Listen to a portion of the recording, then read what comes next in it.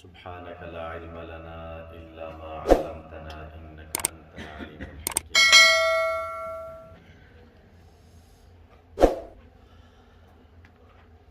ثالثا بعرض میں رسانت کے بعد از تحقق حضور مرطالبان را آیا از ذکر بازداشتن و امر بنگهداشت حضور کردن لازم است یا نه؟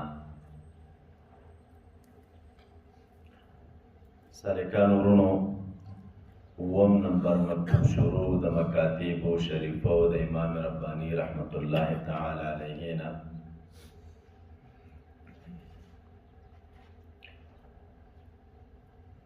متعدد درسونه مو په دې مکتوب شریف کې ویلي وو. آخری حصہ د دې مکتوب شریف په یو څو استفسارات او په سوالاتو مشتمله وه چې د مبارک د خپل مرشد ګرامی نه کړي وو. هغه سوالاتو کې یو سوال مخکې ذکر شي. اوس دویم نمبر سوال ذکر کوي چې دغه دویم نمبر سوال د مخکې مضمون ته درېیمه خبره جوړیږي. د مبارک فرمای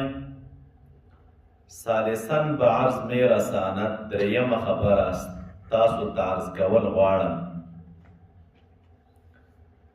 که بعد از تحقق حضور چې وروستو د تحقق د حضور نه مرطالبان را آیا ذکر بازداشتن و امر به نگهداشت حضور کردن لازم است چې طالبانو لرا د ذکر نه منع کول او امر کول ورته په نگهداشت معنا نظر لرل په دغه حضور باندې نو دا لازم دی او که لازم نه دی. څه معنا؟ د ځینو صوفیه کرامو نه دا را نقل دی چې کله یو سالک هغه د رب العالمین ذکر کوي نو په اوله مرتبه کې سالک لګیا وي علی الدوام د اسم ذات ذکر کوي تصورا په هر یوه لطیفه کې د دغې ذکر په نتیجه کې رب العالمین دی په حضور مشرف کې. حضور دا معنا چې د ده دا باطني رابطه دایما د رب العالمین سره جوړه شي.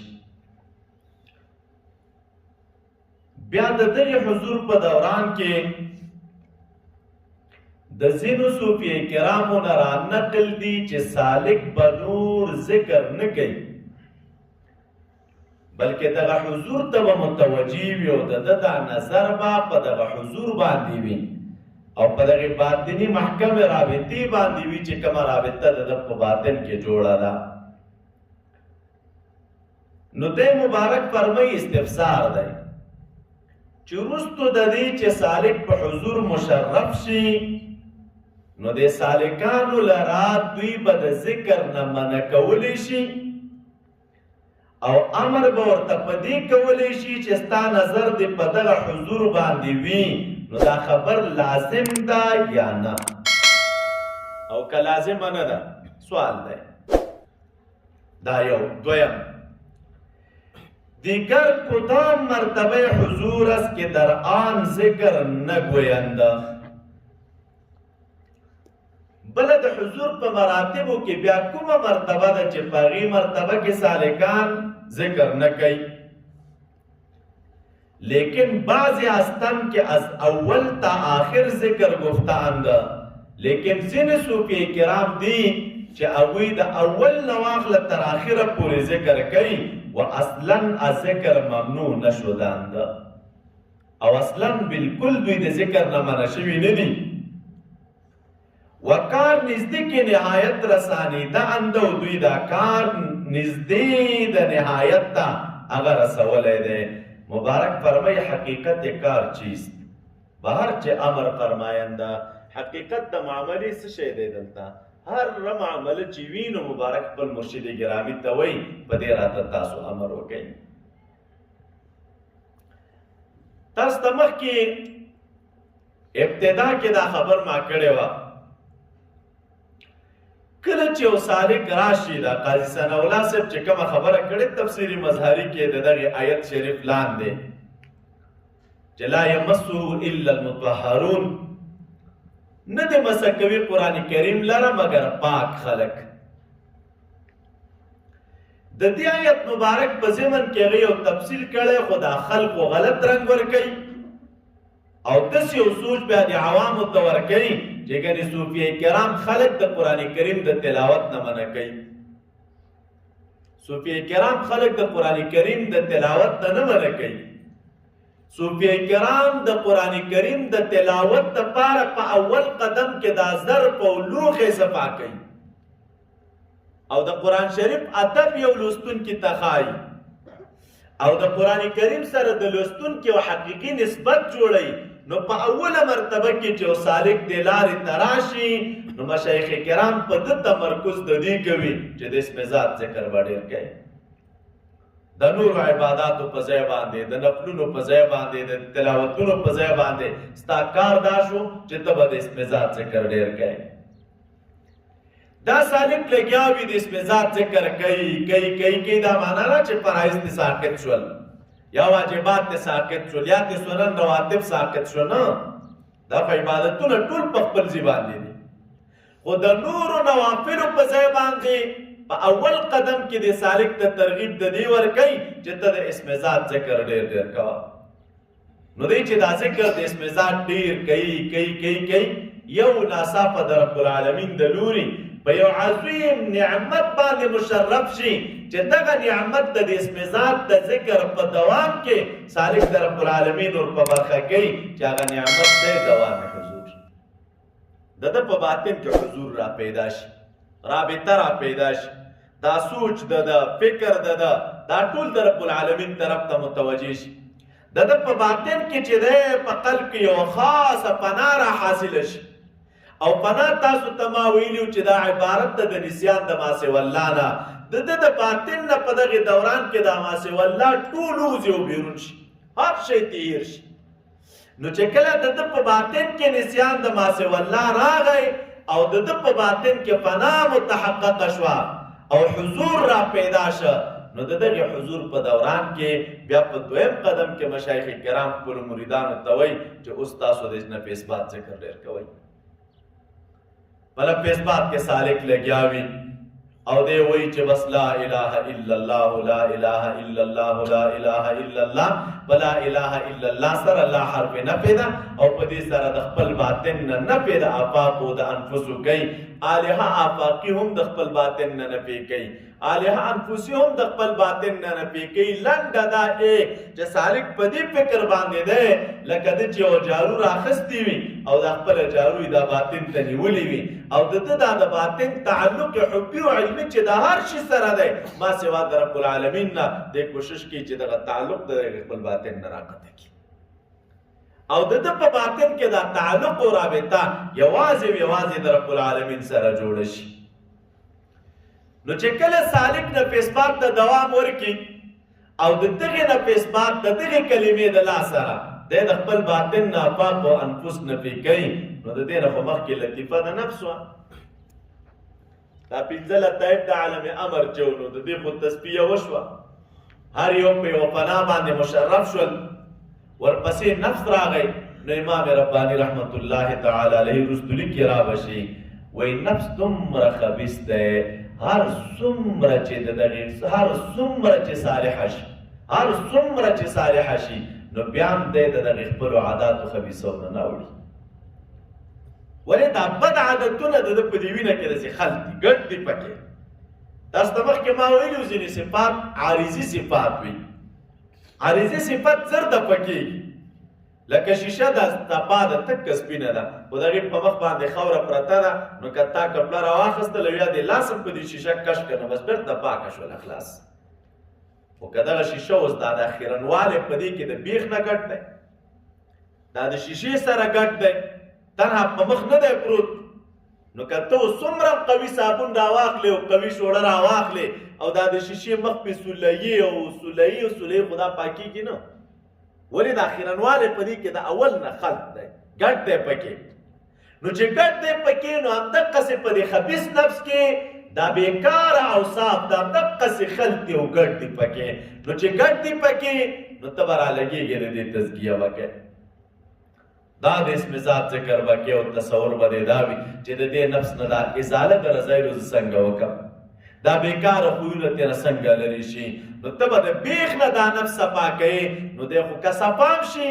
خپل بد عادتونه او بد خویونه خو پکې وه نو په دغې دوران کې که دکې صفاوالی هم راشي خو د لطیفې د نفس نه بعد بیرته لطیفه دا بیا قالب دی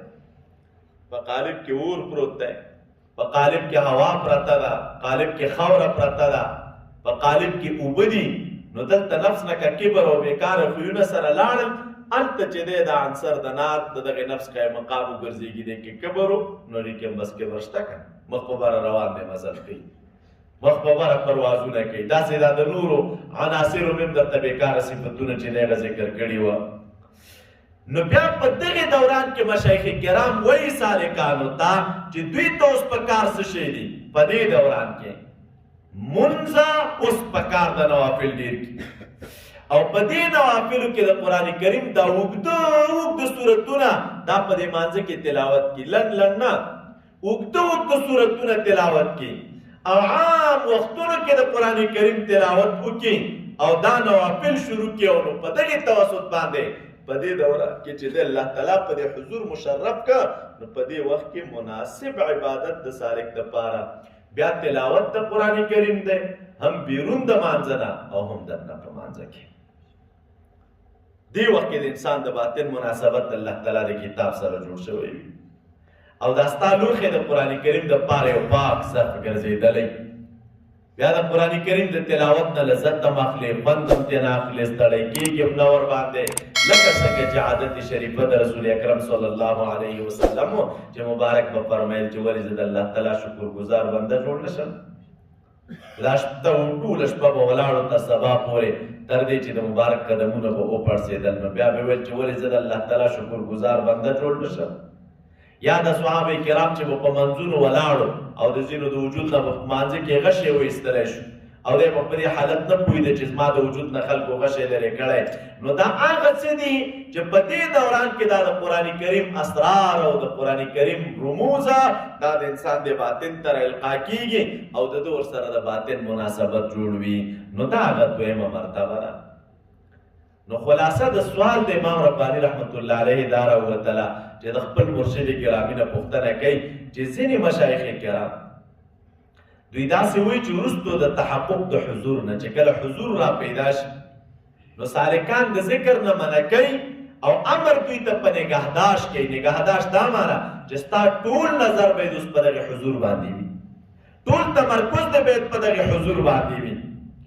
او دویم دا چې هغه کومه مرتبه د چا د حضور ده چې په دې کې باید سالک ذکر ونه کړي او بعضې صوفیې خو یې مونږ ګورو چې د اول نه تر اخره پورې لګیا دي دوی ذکر کوي او په دې سلسلې د ذکر کې دوی کوم انقطاع نه راولي نو کومه خبره دې ذکر ده او حقیقت د معاملې څه شی دی نو دا خبره د مبارک خپل مرشد ګرامی ته لیکلی دا درېیم سوال دی څلورم تاسو وګورئ رابعا معروض آن کہ حضرت خواجہ در فقرات میں فرمائے څلورم خبره دا ده دی وایي چې حضرت خواجہ په فقرات کې فرمایي خواجہ نه مراد دې ځي کې عبید الله احرار رحمت الله تعالی علیه دی دا په دې مشایخو کرامو کې سرمایه دار شیخ تیر شوی نواب د خپل وخت ډېر زیات په انتها مال لرو ډېر زیات په انتها مال او دا لنګر به شروع او دا صدقات په پکې دایم روانو ډېر د وخت لوی سرمایه دار انسان و او د دې لارې اهل هم مخکې مې درته ویلي تنها حامل نه وه اهل د دغې لارې وه او ریښتونه یې صوفي وه نو چونکې په مالدارۍ خو مشهور وه وګوره ای دا قرب و معرفت د رب العالمین او نږدېکت الله تعالی ته او دا لاره د فقیرانو دا داسې لاره ده چې په دې باندې ګوره یو بل صفت پورته کېږي نه وکار څومره دوی یادوي نو دې مبارک فرمایي رابعان معروض آن کې حضرت خواجه داسې نه وي چې حضرت نواب صاحب و مالدار صاحب و سرمایه‌دار صاحب و نه حضرت خواجه بیا هم تېنه تعبیر په چا سره کېږي په خواجه سره دا بهترین صفت صوفیه کرامو تشخص دی په دې پېژندلی کېږي نو دی مبارک فرمای حضرت خواجه در فقرات کې یعنی چې د کوم ملفوظات دي په هغې کې ویلي آخر به ذکر امر میکنن آخره کې دی په ذکر باندې امر کوي که بعض مقاصد هستند چې بعض مقاصد دي که بی آن میسر نمی شود مبارک فرمایي دلته بعض مقاصد دي چې هغه بغیر د دغې ذکر نه میسر کېږي نو دا مقاصد که تا ته میسر کېږي او آسان کېږي درته نو دا به په ذکر آسان کېږي نو مبارک چې په دې خپل کتاب فقرات کې ویلي دي چې دی په آخره کې هم سالک ته امر په ذکر باندې کوي او بیا ورته وایي چې دلته څه مقاصد دي چې دا مقاصد بغیر د ذکر نه نه میسر کېږي یعنې دا مقاصد که اسانېږي تا ته او ته یې لاسته راوړې نو دا به د ذکر په توسط راوړې نو دی مبارک د دې خپل مرشد ګرامی نه پوښتنه کوي وایي تعین آن مقاصد فرماینده وی تاسو د هغې مقاصدو تعین راته وکړي که هغه مقاصد کوم دي چې حضرت خواجه صاحب فرمایلي دي چې هغه بغیر د ذکر نه میسر کېږي نو ستا لاسته نه راځي تاسو د هغې تعین راته وکړي پنځم بعض اقدس میں رسانت مبارک ته فرمایي ستاسو اقدس عرض ته عرض کومه که بعضی طالبان اظهار طلب تعلیم طریقه میکنند ځینې طالبان وی ما نه اظهار د تعلیم د چا کې د طریقې کوي یعنې ځینې صالح خلک دي چې ما نه طلب د دې کوي چې موږ ته د دې طریقې تعلیم وکړه او موږ ته بیعت راکړه نو مبارک فرمایي لیکن در لقمه احتیاط نمیتوانند خو دوی په ډوډۍ کې احتیاط نه کوي ما نه پوښتنه کوي د دې لارې خو لیکن په ډوډۍ کې احتیاط نه کوي دا چې حلاله ده او که حرامه ده او که مشتبهه ده دا پامې نه بس پې ورګډ دی که حلال یې مخې ته راغله او که حرام یې مخې ته راغله که مشتبهه ډوډۍ وه خو دا پاک نه کوي اخته دی پکې نو چې اخته دی پکې باوجود بې احتیاطي حضور نحو استغراق و حضور و نحو استغراق پیدا میکنند سره د دې نه چې موږ ورته ګورو بې احتیاطي هم کوي او د بې احتیاطۍ سره سره یو نوع حضور هم پیدا کوي چې زه کله ورته بیعت ورکړم او ذکر ورکړم ورته او استغراق هم را پیدا کوي و اگر تاکید در لقمه کرده می شود او که چرته تاکید ورته په لقمه کولی شي یعنې دا پې لازم کړي چې ګوره حرامه ډوډۍ او د مشتبه ډوډۍ نه به ځان ساتئ او خامخا پاکه ډوډۍ به خورې وایي که دا پې لازم کړو از سستی طلب ترک کلي میکند د سستۍ د وجې نه به دې ټول نسبت ته ورشا کړي یعنی داسې خلک دي چې طلب کوي موږ نه خو ډوډۍ کې فرق دی لقمه کې فرق دی خو باوجود د دې چې په لقمه کې فرق وي نو چې زه ورته توجه کوم او دوی بیعتونه وکړي نو یو نوع حضور دوی پیدا کوي استغراق هم پیدا کېږي ورته خو که دا پې خبره تاکیدن ووایو چې یو کس ډوډۍ به خامخا پاکه وي دې کې به ډېر احتیاط کوي نو سستي ده بس وایي دا خو ډېره سخته قصه ده نو د ټول نسبت ته پسې شا کړي یاره دا زما تر اوسه پورې نه ده پوره نو مبارک فرمایي درین باب چې حکم است ده په دې باب کې ستاسو څه حکم دی څه به یې وکړم دا تاکید په حلاله ډوډۍ دا پې لازم کړم او که نه یعنې تساهل ورسره وکړم او اسانتیا ورسره وکړم داسې وي ډېری وخت کې دا نوي مریدان راشي بیعتونه وکړي که نه نو کاول نه مشایخ پیدا سخته کړي دغه کار به کوې او دا به کوې دا به کوې دا به کوې نو ځان سره وایي چې لکه دا خو ډېره سخته معامله ده دا خو زما تر اوسه پوره نه ده مې ستا هر څه ته شا کړي لکه داسې د قوي عزم خاوندان خو دوی نه وي او نه دوی پسې ګرځېږي او بیا خاص کر په دې دورې فتن کې او په دې سبا زمانه کې او بیا نن سبا زمانه کې خو خلک دغه پیر پسې ګرځي چې هغه مرید ته چې وایي او هغه ورسره خوشحاله نه په ښو کار لري نه په بدو کار لري نه ارشاد ورته کوي نه دغه